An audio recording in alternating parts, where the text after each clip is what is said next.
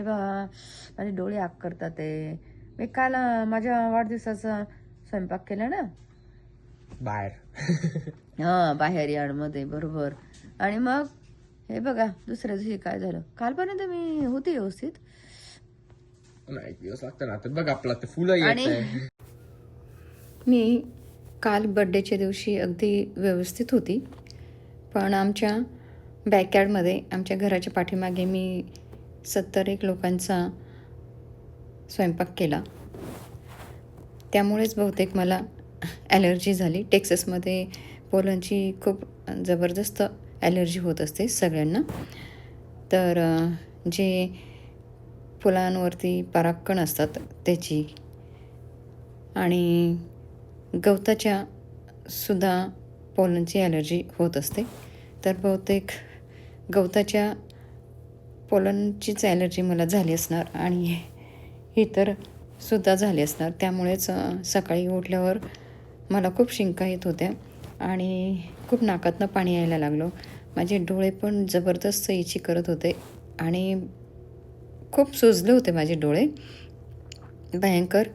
आणि ॲलर्जीमध्ये मग अंग पण खूप दुखतं. मग माझं खूप अंग पण दुखायला लागलं होतं. तर असं झालं. पण काल मात्र मी व्यवस्थित होते. तर 16 तारीख पूर्ण भांडी बिंडी घासण्यात खूप थकले मी. पूर्ण स्वयंपाक 70 लोकांचा स्वयंपाक केला होता आणि मैत्रीण मदतीला आली होती. त्यामुळे खूप खूप म्हणजे तर तिची मला खूप हेल्प झाली माझ्या मैत्रिणीची. आणि दुसऱ्या दिवशी मी ग्रुपमध्ये टाकलेलं की मला आवरले कोणी कामवाली मिळेल का, कोणाला माहिती आहे का, तर मला नक्की सांगा. तर कोणालाच माहिती नव्हतं, कारण इथे मंथली येतात आणि पूर्ण घर साफ करून जातात. आणि मी 2 बायकांना कॉन्टॅक्ट केला. ते म्हणे की पूर्ण घर मी साफ करते. एकीला मी विचारलं तर ती म्हणाली मी कमीत कमी 2 तास काम करते आणि 2 तासाचे $70. आता मला फक्त भांडेच घासून घ्यायची होती, कारण बर्थडे पार्टी होणार म्हणून साफसफाई झालेलीच होती. आणि ज्या दिवशी बर्थडे पार्टी होती त्या दिवशी सुद्धा पूर्ण व्हॅक्यूम केलेलं, घर स्वच्छ केलेलं. आणि मी आल्यापासून म्हणजे अक्षरशः तेच काम करते. भारतातून आल्यापासून 2-3 महिन्यापासून माझं घराचं अवस्था अगदी बेकार होती. म्हणजे सगळं माझा मोठा मुलगा आलेला अपार्टमेंटमधून, त्याचं सगळं सामान इथे शिफ्ट झालेलं होतं आणि गेम रूम सगळी भरलेली होती सामानाने. काय कुठे रोज एक एक एक एक अजून सुद्धा माझं चालूच आहे. एक एक एक एक नीट बॉक्सेसमध्ये भरून त्याला छान लेबल लावून आवरायचं चाललेलं आहे. तर आता ते आवरण्याचे आणि पसारा दाखवायचा काय, ते तर सगळ्या घरामध्ये सगळ्या लेडीज तेच करत असतात. ते काय दाखवायचं, हो की नाही. पण सकाळी उठल्यापासून बस अरे संसार ते चालू असतं आपलं. आणि ते असू दे. आता मग 16 तारीख माझी त्यातच गेली. ज्यांची मी भांडी आणली होती मैत्रिणींची, ती त्यांना परत केली. टेबल आणलेले होते, चेअर भाड्याने आणलेल्या होत्या, त्या परत केल्या काल.